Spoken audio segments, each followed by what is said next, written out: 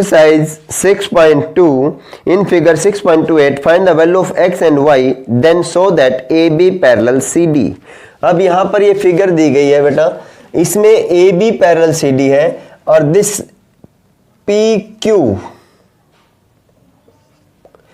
is a transversal line intersect AB at R and CD at S।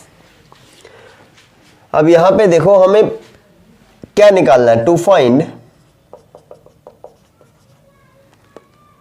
x and y और to show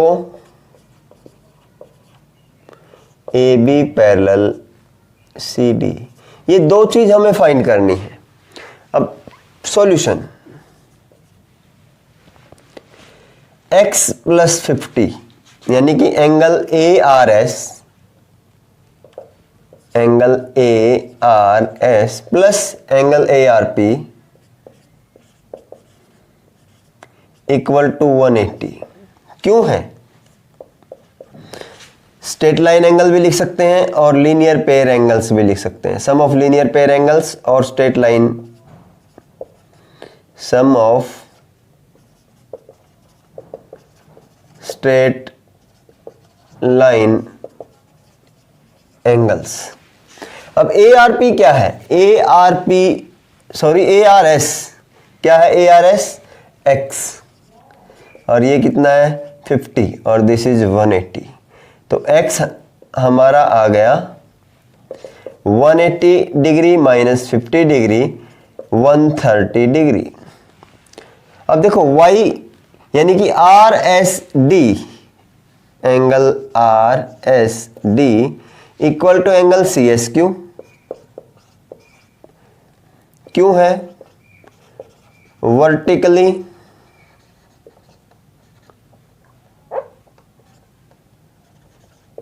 opposite angles.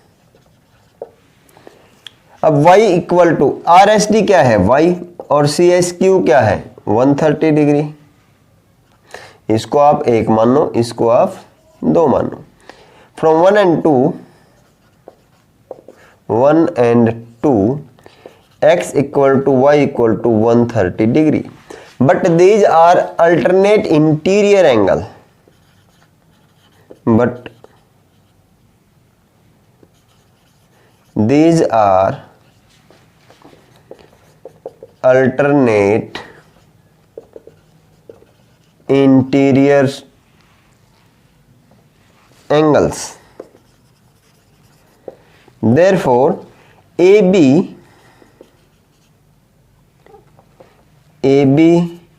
Parallel CD। भाई अगर alternate interior angle बराबर आ जाए तो क्या होगा? AB पैरेलल CD होगी। क्वेश्चन नंबर 2,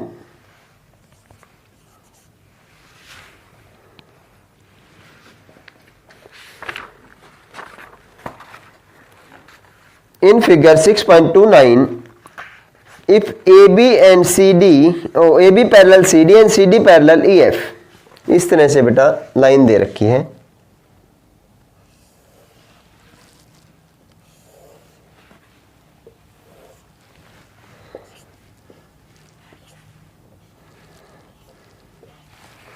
AB है, CD और EF, AB CD और EF। AB पैरेलल CD है, CD पैरेलल EF है। Find x y z। और इस तरह से कोई लाइन है, मान लिया ये क्या है, ये P और ये Q, L M और N पे इंटरसेक्ट करेगी AB CD और EF को। हमें फाइंड करना है x y और z। ये हमारा x है, ये हमारा y है और यहाँ पर हमारा z है। हमें x y और z की वैल्यू फाइंड करनी है। गिवन क्या है? गिवन है A B parallel C D parallel E F, यानी कि तीनों line A B C D और ई एफ, ये तीनों लाइन क्या है भाई, पैरेलल हैं एक दूसरे के। और इसके साथ वाई रेशो जेड ये भी गिवन है, ये गिवन है भाई 3:7।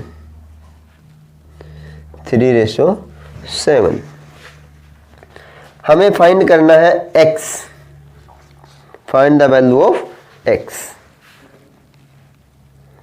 टू फाइंड x की वैल्यू फाइंड करनी है। देखो proof,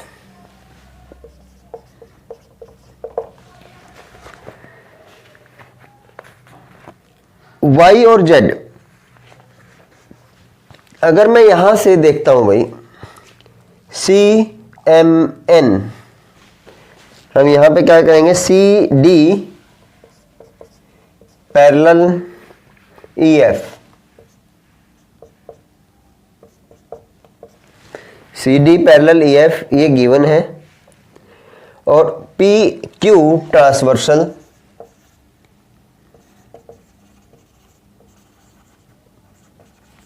P Q is transversal. तो यहां से C M N, angle C M N equal to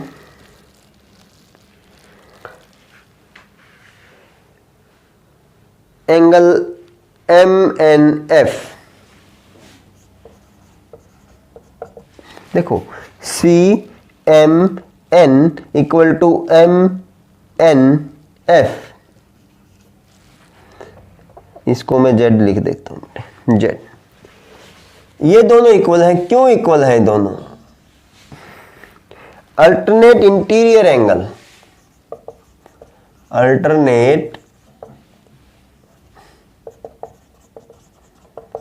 interior angles. अगर ये दोनों अल्टरनेट इंटीरियर एंगल हैं, बट एम एन एफ कितना है, एम एन एफ वो जेड है, तो एंगल सी एम एन वो आ गया जेड। अब y प्लस यानी कि एल एम सी एंगल, यहां पे y रेशो जेड दे रखे है भाई, एल, एक चीज और लिख दें, यहां पर हम लेट कर लेंगे, let y equal to 3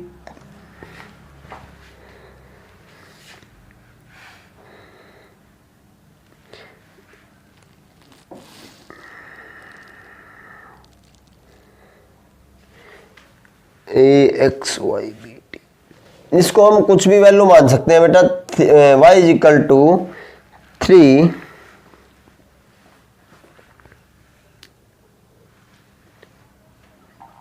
h मान लो, y is equal to 3h and z is equal to 7h,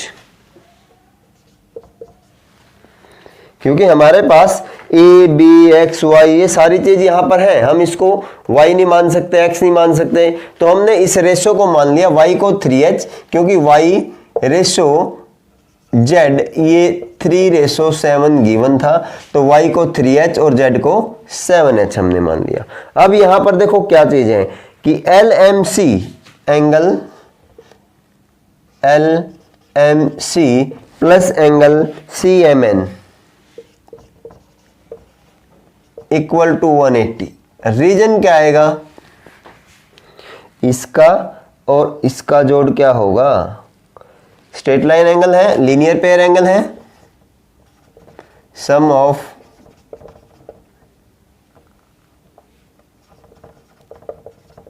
straight line angle,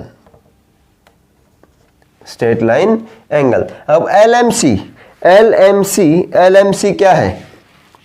y। CMN क्या है? z। हम यहां रीजन लिख सकते हैं, angle CMN equal to z proved above, और इक्वल टू कितना है? 180 डिग्री। अब y और z, y क्या है हमारा? 3h, z क्या है? 7h, 10h equal to 180 degree, और h is equal to 180 degree upon 10, 18 degree. अब हमसे पूछा गया है भाई x क्या है, यानी कि सबसे पहले हम किसकी वैल्यू निकाल लेंगे? z की वैल्यू निकाल लो, z की। z कितना है? 7h,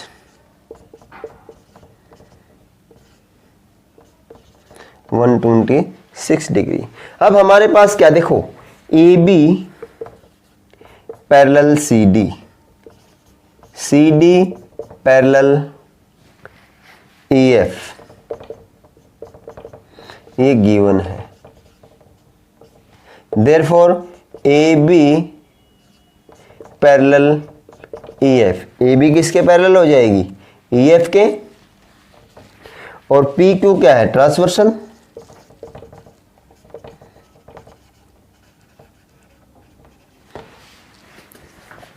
अब आप भूल जाओ कि बीच वाली CD लाइन यहां है, तो X और Z कैसे होंगे? Therefore X equal to Z, reason क्या आएगा?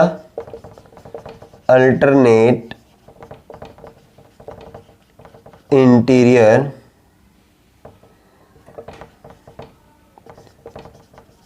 एंगल्स। तो X इक्वल टू Z कितना है? 126 डिग्री। तो यहां क्या लिखोगे? Z is equal to 126 degree proved above. ये हमने यहां Z की वैल्यू 126 डिग्री निकाल के दिखा रखी है, तो X कितना आ गया? 126 डिग्री। और वही हमसे क्या हुआ था भाई? पूछा गया था। क्वेश्चन नंबर 3 गिवन है बेटा इसके अंदर कि AB और CD ये दोनों पैरेलल लाइन है, EF परपेंडिकुलर CD है, EF परपेंडिकुलर CD है, और GED एंगल GED ये पूरा एंगल ये दे रखा है 126 डिग्री। हमें फाइंड करना है AGE ये वाला एंगल, GEF ये वाला एंगल, और FGE ये वाला एंगल। देखो प्रूफ और सॉल्यूशन, हमें क्या दे रखा है? AB parallel CD।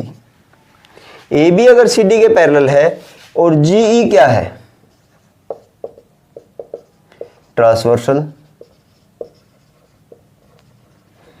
अगर GE ट्रांसवर्सल है तो AGE angle AGE equal to angle GED। क्यों है? Alternate interior angle.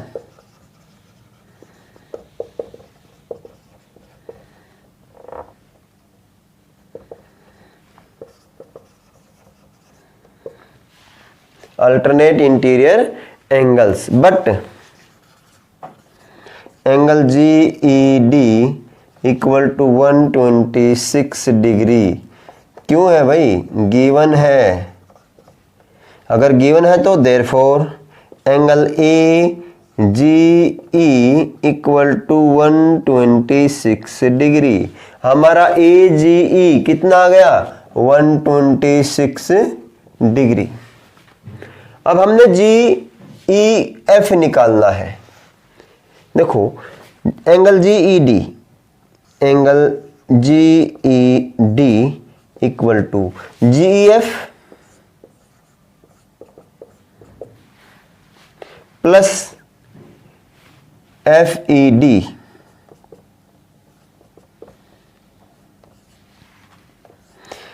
GED GEF और FED के बराबर होगा भाई, पूरा एंगल इसके और इसके बराबर होगा, दोनों के जोड़ के बराबर होगा।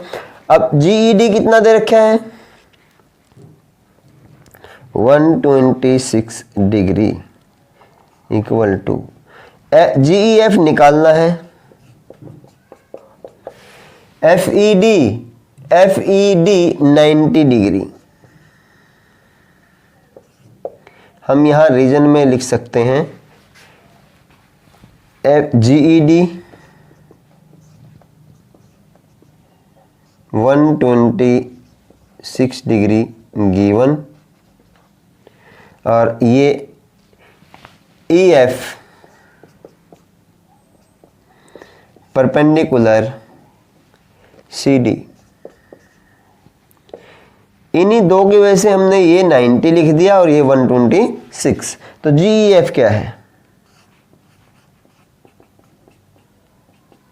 90 126 माइनस 90 डिग्री, यानी कि इस 90 को इधर ले आए तो 126 माइनस 90 कितना बनेगा? 36 डिग्री। अब हमारे पास GEF आ गया। अब हमने क्या निकालना है भाई? FGE। देखो यहां पर AGE और FGE, angle AGE plus angle FGE 180 degree क्यों है भाई?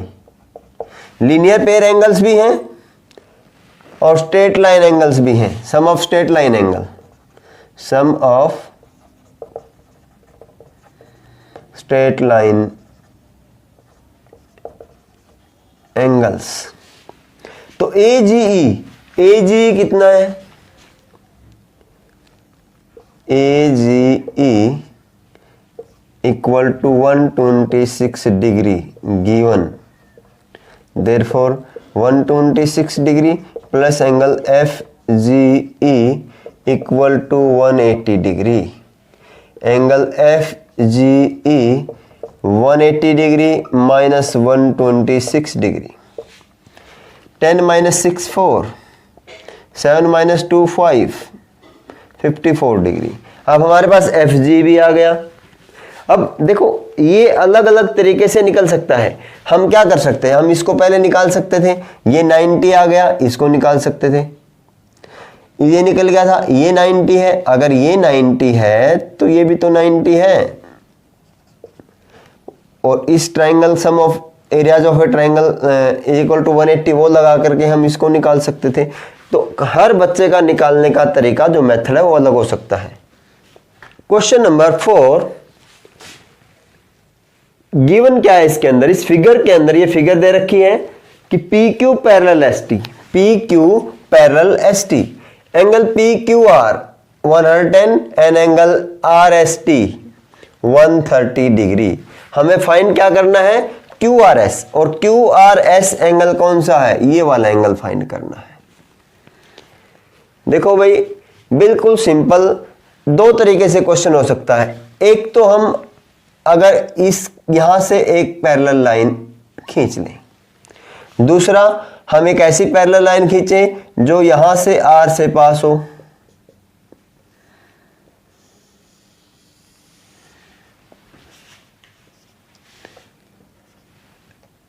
LM, this is construction.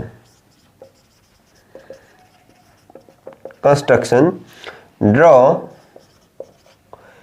LM parallel to PQ, और PQ किसके पैरेलल थी? SD के, पासिंग थ्रू R।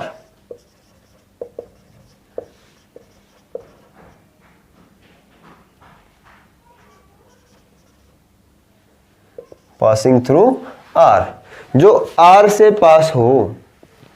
अब देखो सॉल्यूशन, अगर मैं बात करता हूं इसकी S T parallel L M parallel S T, S R is transversal. अगर L M parallel S T है और एस आर ट्रांसवर्सल है तो टी एस आर और R S T angle R S T plus S R M plus angle S R M equal to 180 degree. क्यों? Sum of interior angle on the same side of transversal, ये वाला और ये वाला दोनों 180 होंगे। Sum of interior angle on the same side of transversal. अब R S T given है, but R S T angle R S T equal to 130 degree given. Therefore ये 130 degree, angle S R M 180 degree और angle S R M equal to 180 degree minus 130 degree equal to 50 degree.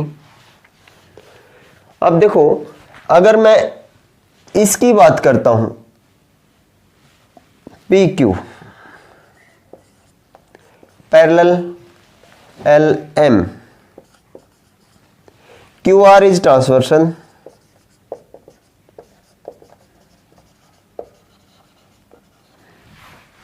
therefore PQR angle PQR equal to angle QRM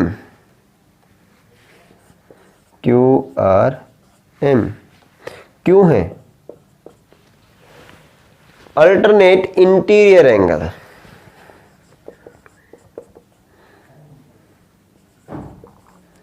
alternate interior angle. अब PQR given है, angle PQR equal to QRM क्या होगा? QRS angle QRS plus angle SRM दोनों के बराबर, ये वाला और ये वाला दोनों के बराबर QRM होगा ना। अब यहां पे but angle PQR equal to, PQR कितना है? 110। क्यों है? क्योंकि ये गिवन है 110 डिग्री और एंगल SRM 50 डिग्री। ये क्यों है? Proved above.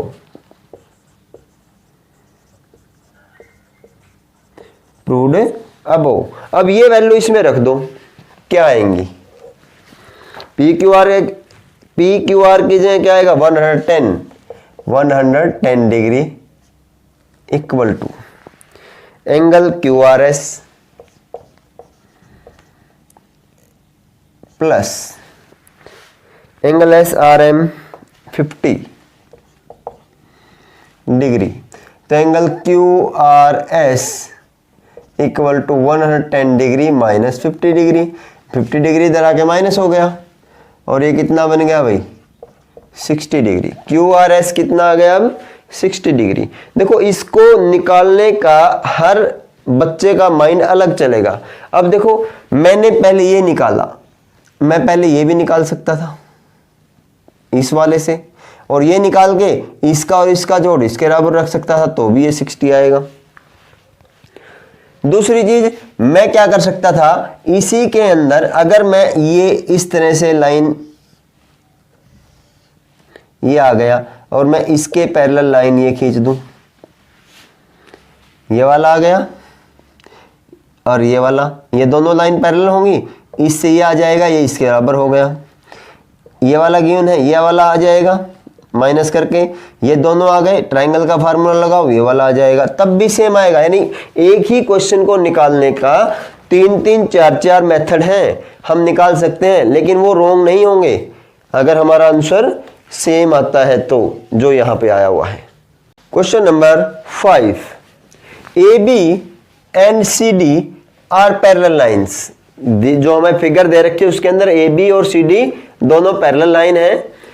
APQ 50 दे रखा है और PRD 127 दे रखा है। अब इसके अंदर हमें x और y की वैल्यू निकालनी है। देखो सॉल्यूशन, AB पैरेलल CD,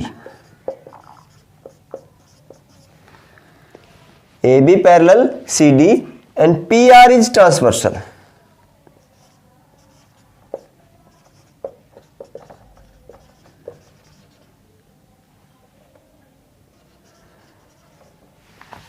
अगर PR ट्रांसवर्सल है तो APR angle APR equal to PRD।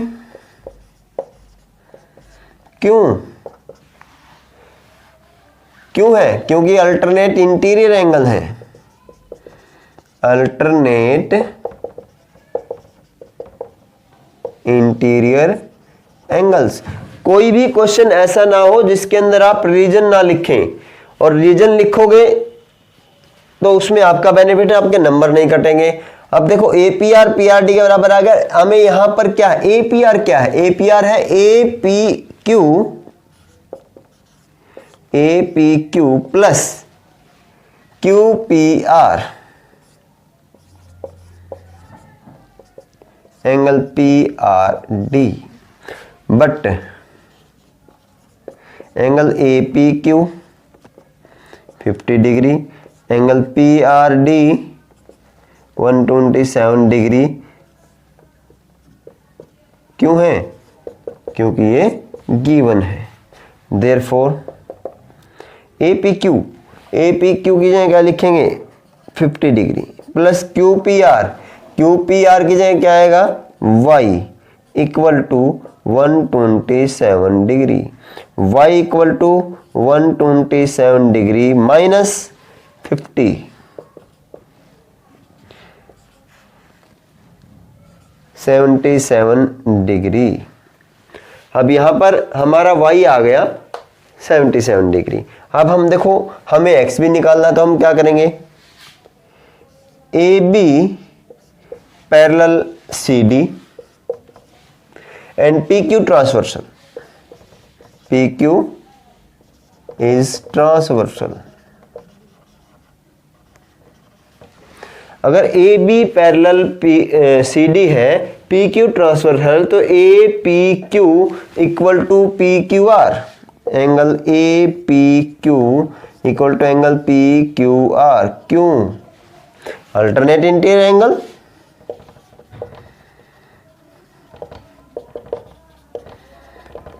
Interior angles, तो APQ देखो APQ 50 है, but angle APQ equal to 50 degree. क्यों लिख दिया हमने ये? क्योंकि ये गिवन है। तो PQR 50 degree equal to angle PQR, it means 50 degree equal to PQR कितना है भाई X। Therefore X equal to 50 degree. Question number 6, in figure 6.33 PQ and RS are two mirrors placed parallel to each other. An incident ray AB strikes the mirror PQ at B. The reflected ray move along the path BC and strike the mirror RS at C and again reflect back along CD. Prove that AB parallel CD.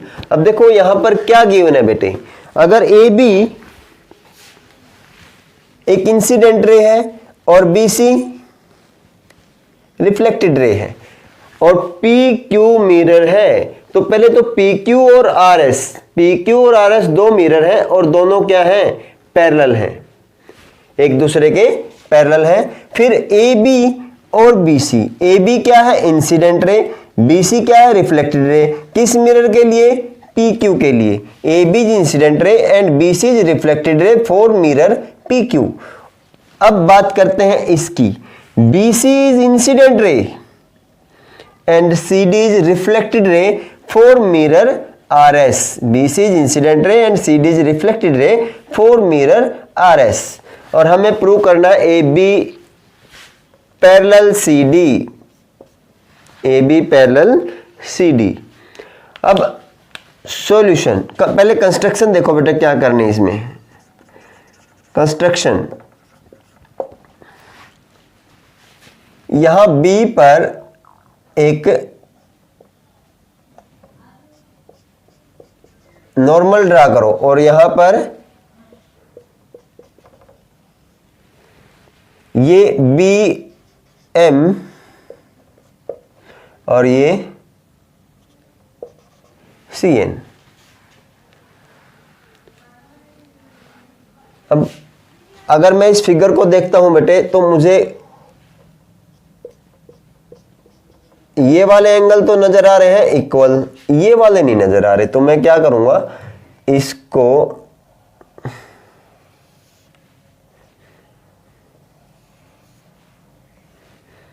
ये आ गया AB, ये वाला angle और ये वाला angle, 1 2 3 4, draw BM perpendicular to PQ and NC perpendicular to RS।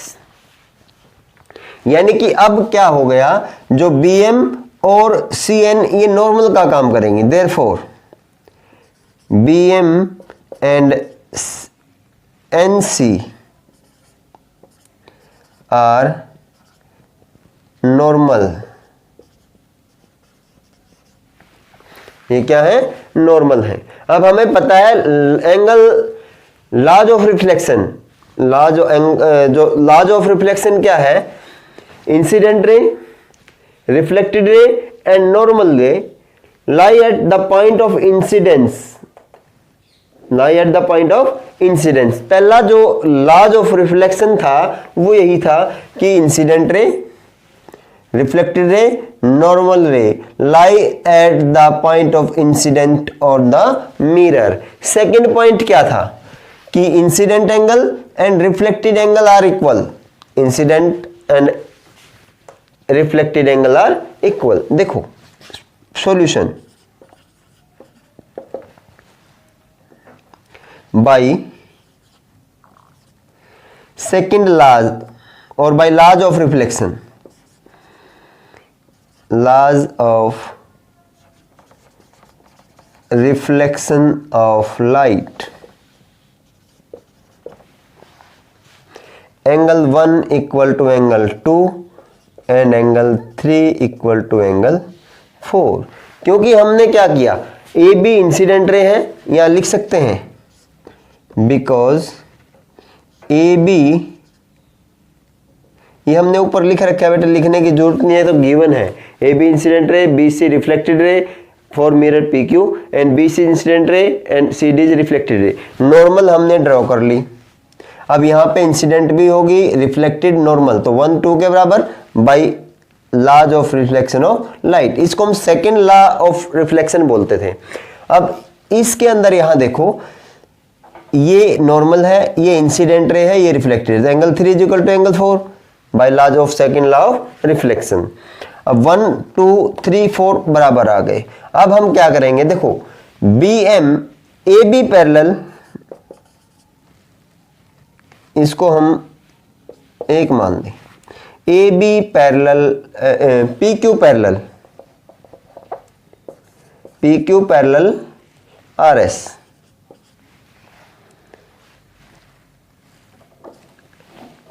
B M perpendicular on PQ and NC perpendicular on RS. Therefore, BM parallel NC, BM parallel NC। भाई दो parallel line के बीच में अगर दो perpendicular draw कर दिए जाएं तो वो दोनों भी क्या होंगे, पैरेलल होंगे। BM parallel NC, it implies BM parallel NC, BC is transversal,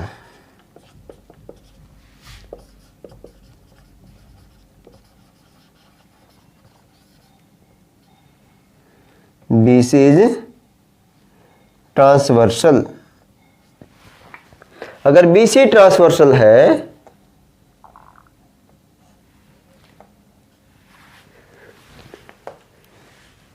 तो एंगल 2 और 3 क्या होंगे, angle 2 equal to angle 3, alternate interior angle.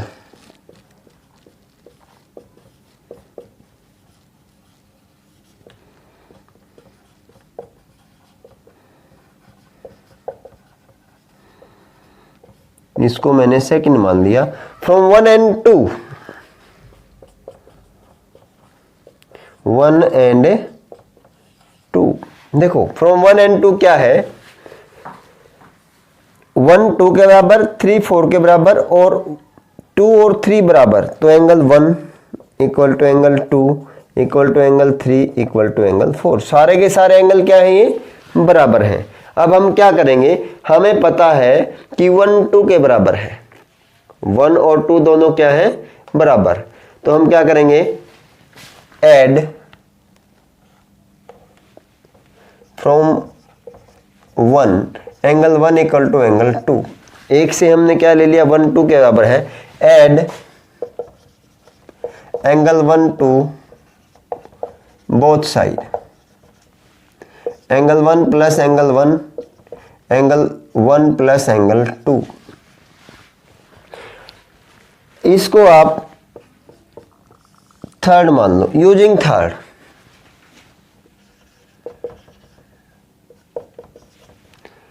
Angle 1 plus angle 2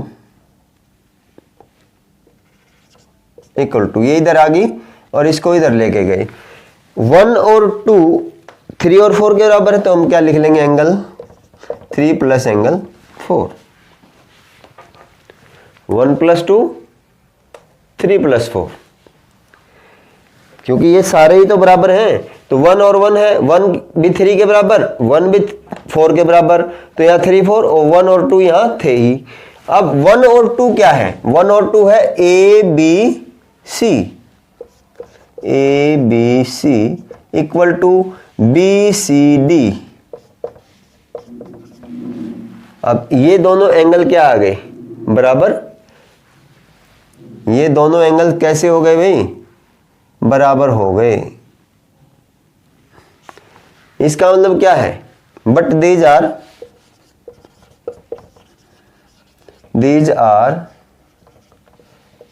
alternate